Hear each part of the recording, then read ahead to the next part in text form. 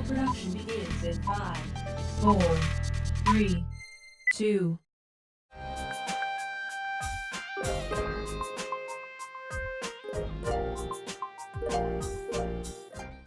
Welcome to Community Foundation Spotlight. I'm Erica Joseph, President of the Community Foundation, and we love to highlight wonderful programs and services in our community. And that is just what we're going to do right now. We have Alesia Griffith with us from Easter Seals. Yes. And you are located here in Salisbury. Correct. But serve a much broader area. We do.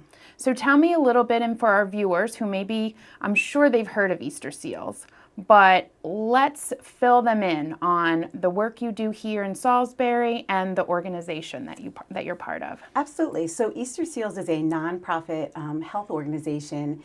Nationally, we're actually coming up on our almost 100th anniversary, and we are dedicated to providing services and increasing independence for children and adults with developmental disabilities and other special needs. We do that through advocacy as well as through direct services. Here on the Eastern Shore, we started in 1996. It was really based on the fact that the community came to us looking for help to provide services for children in the area because there really wasn't a lot of options for them that was on this side of the bridge. So we started with 3 children in the back of a bowling alley, just started small, and over the last few years we're serving about 550 children annually now. And they come from everywhere. And I know you've grown and you've moved facilities to accommodate the services that you're providing, and now over on Belmont Avenue you have a beautiful facility that is, I see families and children coming in, you know, all day long, all week long. It's really heartwarming to see how many people you're impacting on a daily basis. And you make a great point, because even though it might be the child that has the disability, the whole family is affected. So we really do promote the families to come, bring the siblings, because when we serve that child, if those family members can be a part of our service, that means that that will be carried over, and also that the quality of life of the whole family can improve. So yeah, we're excited to do what we do. We have dedicated staff that love to come to their jobs every day.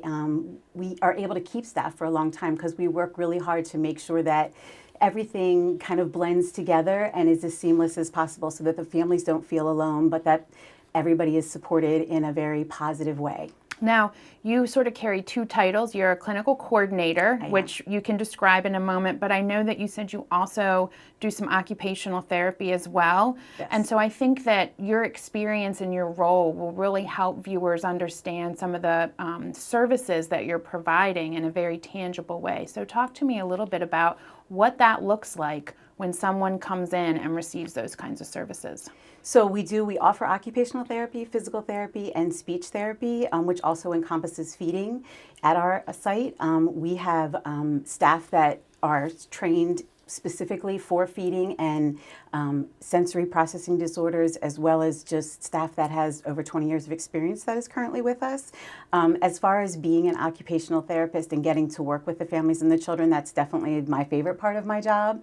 You really are able to make families feel like they're not alone. Maybe when they have a child, they're seeing the Gerber baby commercials on TV and their neighbors have babies, but their experience doesn't turn out to be what they expected, and they're feeling very alone and unsure of how to move forward with their child.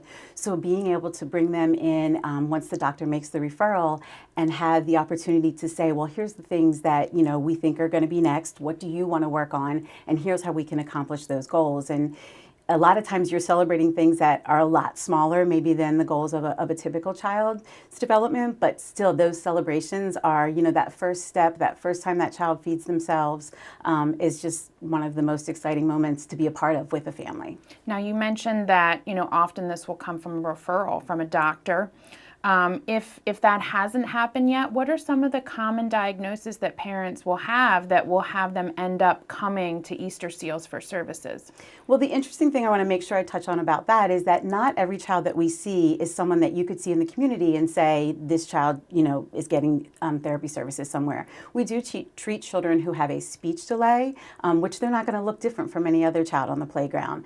Feeding issues I did mention as well, and then sensory processing, where a child doesn't really know how to organize their body in their environment. But we also treat all and any of the medical diagnoses, autism, Down syndrome. If a child has been in a traumatic accident or has had a severe illness or any other type of traumatic medical complication, we also see those children as well. And how do you pay for all these services? Is this something that the child's insurance may cover, or is this something that you're raising money through donations and grants to be able to provide? Absolutely. All of the things that you mentioned, Erica, are right on the money, because we are able to bill insurances, but reimbursement does not cover the cost of services. So we do look for donations from the community. Community Foundations has been there for us to help us along the way. We also receive some support from United Way. So we are looking for the community and the places in the community to assist in supporting us and these families to keep them moving forward. You're watching Community Foundation Spotlight. We're highlighting Easter seals, and if someone wanted to be able right now, hearing Easter seals, to go online and learn more information about the local programming, how would they do that? We do have a website. It's easternshoreeasterseals.com. If they wanted to get involved as far as learning how to donate or be a part of some of our different events, they could go to the Get Involved section, but otherwise they could just peruse the site to find all of the services there. Excellent. And just going back to some of your current patients, the children that are, it's mostly children, correct? It's 0 to 18. We do only serve children.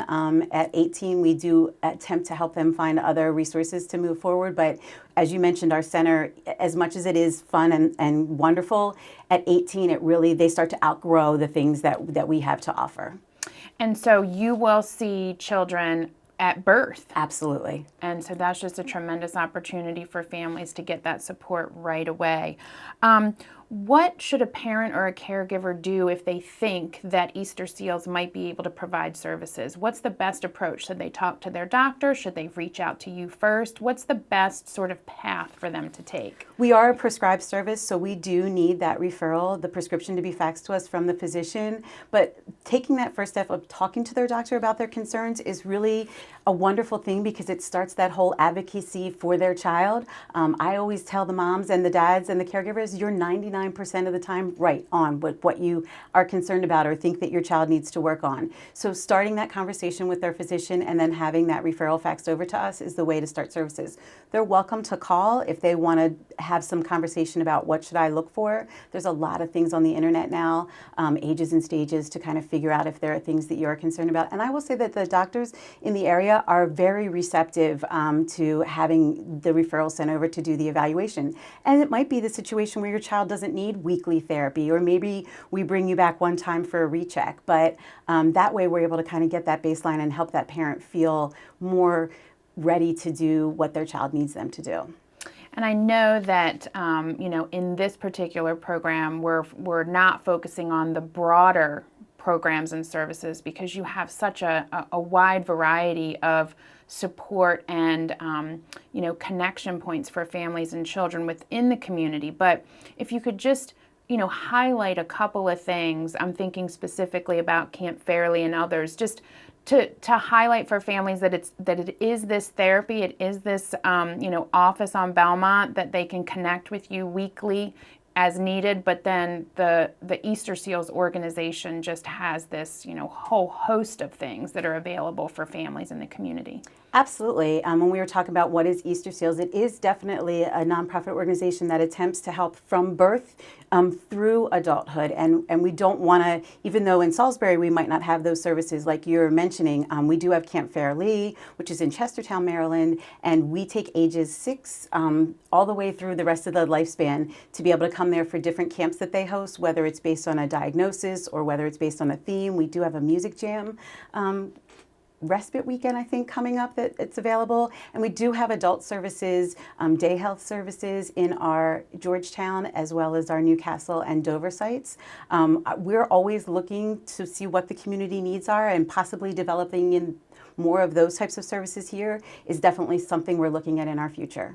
Yeah, thank you for that, because I know we really wanted to focus locally, but there's just so much that you have to offer in case that is of interest to any of our viewers. Absolutely.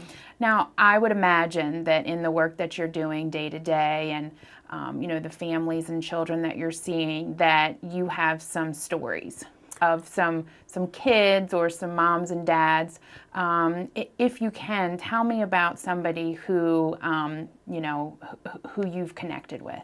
There's so many, but I think one of the more recent stories is we do have a set of twins who have come to see us. They were born early at 25 weeks, so there were medical complications with their birth, and initially they got started with us because there was some feeding concerns, and our feeding expert can work on things as far as not attaching to the bottle or not getting enough caloric intake, but gradually we saw that the twins needed really all of our services, and so their parents have been, one of those people that can't stop on Facebook, just being so happy with every achievement that the children make. One of the twins did have a bleed in her brain at birth, and there was some one-sided weakness that she was dealing with. We were able to provide some intensive therapy services for her, which they do offer over the bridge, but nobody was offering here, which means that she was coming 3 days a week for 3 hours of therapy a day. And we set some goals during those times that we, really wanted to work on with her. And she surpassed them to such a point that we had to change our goals. So when you have that parent that's so invested and really is able to carry over, because if they're not carrying over that into the everyday life, even if they're coming 3 hours a week, that sure leaves a whole lot of other hours during the week. And when the parent's invested and carries over those activities, the amount of progress and the blossoming that you see. This little girl is 2 now. We've been seeing her since she was 6 months old, and she is in a gait trainer, taking steps on her own with the help of the great gait trainer and a few without the help of anything. Trying to keep up with her sister, who is running circles too, but it's just amazing to feel how much the family is grateful and appreciative and to be a part of special moments. There was another little boy who they couldn't go to church and they couldn't go to family reunions because he was so sensitive to sound that he would put his hands over his ears or he would throw things when he got so upset. So being able to work with him in our sensory room and figure out how he could feel better about the different environmental input that he couldn't control, for them to be able to go to that first church, that weekly service, they were, ecstatic. And for him to finally be able to attend family reunions and birthday parties with other peers, I get chills thinking about it right now. It's just such an amazing experience to be part of. And what a gift for you to be able to, spend your working time doing something so amazing. And how empowering you can be for parents who I'm sure, initially become very overwhelmed with how they're going to help their child and giving them tools and support to help transform their child's life. So thank you for everything that you are doing and the team there at Easter Seals to make that happen. For anyone watching that would like to get involved, would like to support your efforts, what's the best way to do that? We do have a couple of events. We do have Walk With Me coming up this year. It is in Sussex County, Delaware, but we do have a Salisbury ambassador. It's on the internet as well, and they could go on and look for Walk With Me Easter Seals Delaware. That's a way to give some donations, but again, I would refer them back to Eastern Shore EasterSeals.com because that will have that Get Involved section that they could definitely learn more or get involved in supporting us as well. Excellent. And donations, I'm sure, are welcome anytime. Absolutely, anytime. We're happy to have that. And if you want to come in and get a tour, I'm happy to do that. I'm a big talker and I love to show off our services. We have a wonderful facility, so absolutely donations and come see us. Wonderful. And is there anything that I've missed? Because we've covered a lot, but I know that there's probably so much more. I think that we're on target. I feel like I could keep talking, but I feel like we hit the big points. Wonderful. Well, there's always more to learn, and certainly visiting the website or visiting the office will be a great opportunity. Thank you to Alesia Griffith with Easter Seals right here in Salisbury, Maryland. Learn more about them online and make sure that you visit the Community Foundation at www.cfes.org.